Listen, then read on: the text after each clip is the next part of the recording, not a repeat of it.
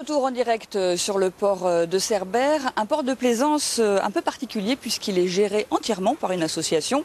Son président est à mes côtés, il s'agit de René Landre, bonsoir. Bonsoir Isabelle. Alors derrière nous, il y a une digue toute neuve, il y a une histoire un peu particulière ici. Il y a en décembre 2008, il y a une tempête épouvantable qui a absolument tout ravagé dans le port. Comment avez-vous vécu à ce moment-là cette catastrophe naturelle ? Nous, plaisanciers, très mal, dans le sens où pendant 2 ans, effectivement, on n'a pas pu s'abriter derrière la digue de protection de la ville basse. Et maintenant, voilà, c'est revenu, on a pu reconstruire notre petit port-abri. Vous avez reconstruit votre petit port-abri avec l'aide de bénévoles qui n'ont pas hésité à prendre des vacances, à venir plonger dans le port alors qu'il faisait que 8 degrés dans l'eau. Comment avez-vous fait pour motiver les troupes ? C'est assez simple, hein. Il faut lancer les affaires, il faut organiser et puis derrière il faut inviter les gens à venir participer. Donc tous les samedis où la météo le permettait, puisqu'en semaine on ne pouvait pas accéder sur le chantier, eh bien on est venu, on a plongé, on a mis en place nos corps morts, on a mis en place nos chaînes mères qui nous permettent effectivement de mettre en place tous ces pontons flottants à la mi-mai et on les démontera à la mi-septembre comme tous les ans. Donc il faut préciser qu'à chaque fois les gros travaux comme les petits, ce sont les bénévoles qui le font. Absolument, absolument. C'est une association qui fonctionne avec 100% de bénévoles, qui quand même, en saison arrive à embaucher un salarié pendant 3 mois, mais tout ce qui est fait uniquement par des bénévoles. Voilà. Donc là, vous reprenez vie un peu cet été en fait. On reprend totalement vie, d'ailleurs ça se voit, hein, les pontons, il y a énormément de monde, les bateaux bougent et c'est super pour le village, c'est super aussi pour la mairie parce qu'elle nous fait totalement confiance et je remercie monsieur le maire parce que c'est vraiment extraordinaire, quoi. Merci René. Donc les bénévoles dont vous parliez, on va les retrouver tout de suite en images dans un reportage où l'on a tenté, je dis bien tenté, de cerner l'âme de Cerbère.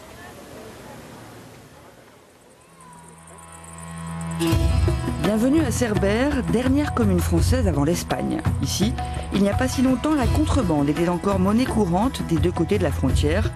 Marc Cassou, cerbérien pur jus, se souvient de trésors étonnants cachés sous les jupes des femmes. Durant ma jeunesse, j'ai connu les Espagnols qui venaient chercher essentiellement du champagne, du café et, bizarre, mais c'est pourtant ce qu'ils venaient chercher, du camembert. Elles avaient des jupons, elles avaient double jupe. Et dans ces jupons, elles avaient des poches dans lesquelles elles cachaient les paquets de café et les paquets de camembert pour les ramener en Espagne. L'esprit des contrebandiers semble encore souffler sur la commune, car à Cerbère, on ne fait rien comme ailleurs. Le port de plaisance en est le vivant exemple. C'est l'un des rares en Méditerranée à être entièrement géré par une association. Du coup, les prix s'en ressentent. L'anneau est 7 fois moins cher qu'ailleurs. Ça coûte moins cher, mais c'est pas ça qui est le plus important. Je crois que le plus important d'être comme ça en groupe convivial et qu'on a plein de copains. Ici, on se voit le matin, à midi, on se dit bonjour. C'est différent d'autres ports. Par exemple, ce sont les membres de l'association qui montent et démontent tous les pontons à chaque saison. Des amoureux des lieux qui, comme Serge, répondent présents quand on a besoin d'eux pour de gros travaux ou simplement pour donner un coup de main aux touristes en panne. Vous passez vos vacances sur le port alors ? Tout à fait, tout à fait. Ah si on s'ennuie. Hein. Ah mais c'est l'ambiance et puis c'est le côté associatif. C'est tous pour un et un pour tous. Voilà. Cette richesse humaine à terre se double d'un autre trésor sous l'eau. Un patrimoine que l'on a décidé de protéger dès les années 70 avec la création de la première réserve naturelle marine en France. Au cœur de ces 650 hectares de mer, un véritable sanctuaire interdit à l'homme a été mis en place pour préserver les espèces les plus menacées. Ça permet vraiment à la nature de se remettre dans son état normal, paradisiaque d'avant l'homme. Et puis, il y a les zones périphériques qui sont réglementées et qui restent importantes aussi, mais qui ont l'avantage qu'on peut en profiter. Les plongeurs peuvent le voir. J'ai vu une grosse langouste, mais qui n'était pas prévue dans l'inventaire, quelques poulpes. Mais c'est vrai qu'on voit que les poissons sont plus petits et moins diversifiés que dans la plongée, les plongées qu'on a faites hier dans la partie plus réserve, où là on voit des grosses dorades, des gros mérous, voilà. Donc là on voit bien la différence quand même, c'est intéressant. Et cette faune sous-marine reste aussi fragile qu'imprévisible. Certaines espèces d'invertébrés semblent avoir complètement disparu. C'est le cas des violets, ces fruits de mer jaune vif que l'on cueillait encore sur les rochers de Cerbère il y a une quinzaine d'années. Et le conservateur de cette réserve marine est avec nous sur ce plateau ponton en plein air. Il s'agit de Jean-François Lafaux. Bonsoir. Bonsoir. Est-ce qu'il faut vraiment s'inquiéter alors pour les invertébrés comme les violets ?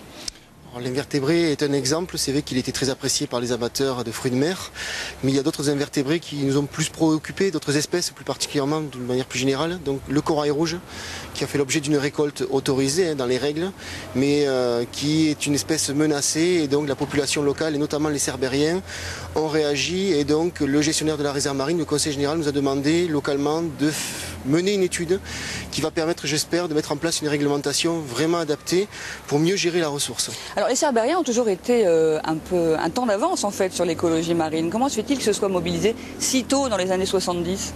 Moi, je pense que c'était une commune d'ailleurs qui était très tournée vers la mer, d'une part, et puis ensuite des activités comme la pêche étaient développées.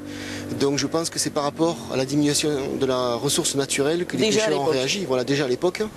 Et puis parce que d'autres activités sont développées en parallèle, hein. Donc là aussi la pollution du milieu, peut-être déjà aussi quelques effets du réchauffement climatique, beaucoup de choses difficiles, comment dire, à nommer.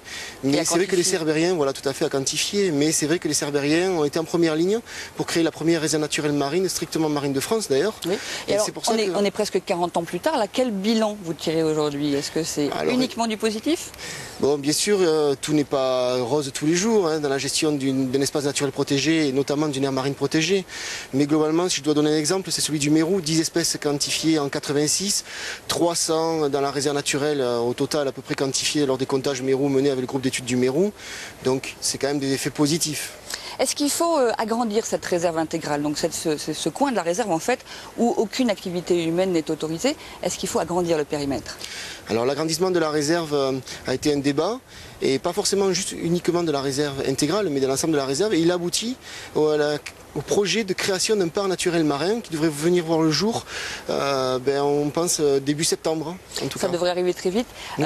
Pour terminer, qu'est-ce qu'il ne faut pas faire sur l'eau et sous l'eau pour protéger cette réserve marine? Quels sont les mauvais gestes à éviter?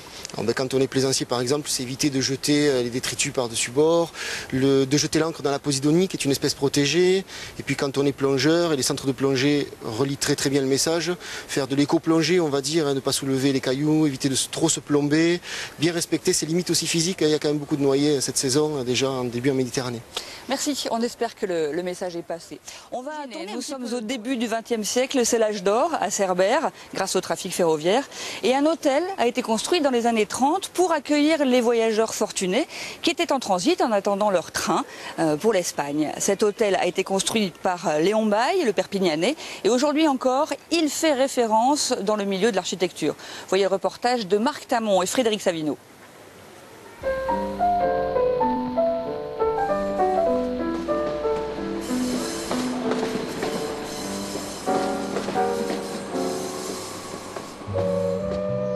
Un paquebot au pied d'un chemin de fer, un transatlantique au bord de la Méditerranée. Anachronique hôtel du Belvédère du Rayon Vert qui paraît sorti d'un film fantastique. Alors forcément, sa grande carcasse de béton aura marqué des générations de Cerbériens. On dirait un paquebot qui arrive de la mer et qui allait se mettre dans la perspective de la gare, qui allait presque déposer ses voyageurs au buffet de gare chez M. Deléon, le constructeur et l'ancien propriétaire. Et nous, c'est un peu notre tour Eiffel à nous, c'est surtout le symbole de l'opulence passée du pays et surtout des souvenirs de jeunesse. Ce bâtiment avait été fait par une clientèle qui voyageait en wagon-lit et qui était obligée de s'arrêter à Cerbère pour obtenir un visa pour se rendre sur l'Espagne. Alors, il y avait ici pendant un jour ou 2 jours une clientèle haut de gamme qui avait besoin d'un restaurant gastronomique et puis d'un hôtel plutôt dans les styles palace. Voilà.